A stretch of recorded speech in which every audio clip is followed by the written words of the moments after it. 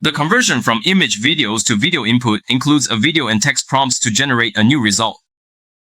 When the noise reduction level is too high, we can capture dynamic elements from the original input video.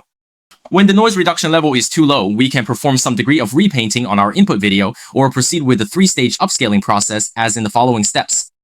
As you can see, by rendering multiple times through the latent space, we can enhance low-resolution videos to be much clearer, including the fine details of hair, more accurate lighting, dynamic physical effects, and clearer images overall. All of this is based on the video-to-video conversion feature of Wan2.1 Video. Let's take a closer look at the detailed workflow. I'm using RunningHub, the world's largest online platform for running ComfyUI, to create my work. The workflow is based on the native universal video model of ComfyUI's 1.3b text-to-video generation process. The difference lies in latent, where the video is encoded and enters the latent space. Why use a text-to-video model here? It's actually not hard to understand. The logic between image-to-video models is completely inconsistent. In our previous mixed reality video text-to-video model, we also performed similar operations, including capturing dynamic frames and 3-stage scaling. The principle is the same: load the video, adjust the size, and then encode it.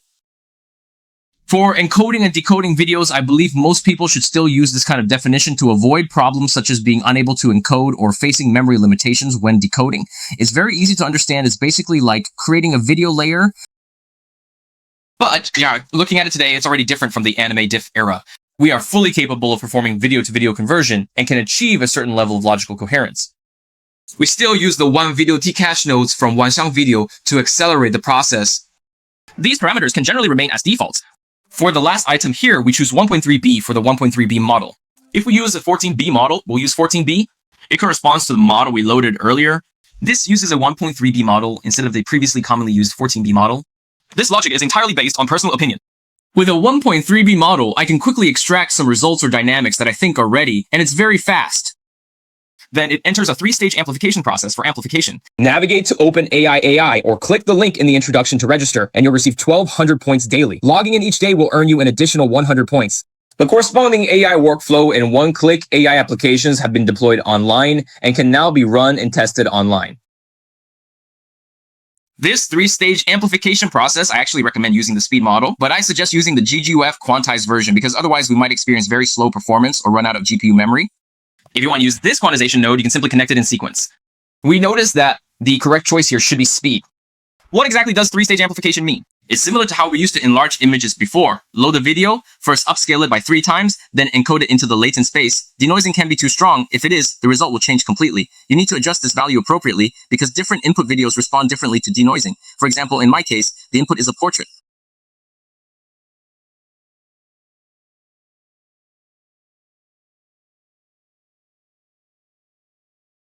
When the noise reduction value is at 0.5, the face will change. What if it was a lion with a noise reduction value of 0.5? The difference wouldn't be very noticeable. It's easy to conclude here that models like today's video-to-video systems are still very sensitive to facial features. So this is actually about personal insight. After rendering the video, we scale it up and then redraw it again. So does that mean we have to redraw it multiple times for each video? Not necessarily. Just sharing this way of thinking. In general, doing it twice should be enough, unless our input video is below 480p, in which case this feature is really useful. Otherwise, why would we do such an amplification? For example, when the spider behind is hit by a human body, it shifts in a way that follows the physical laws of the real world.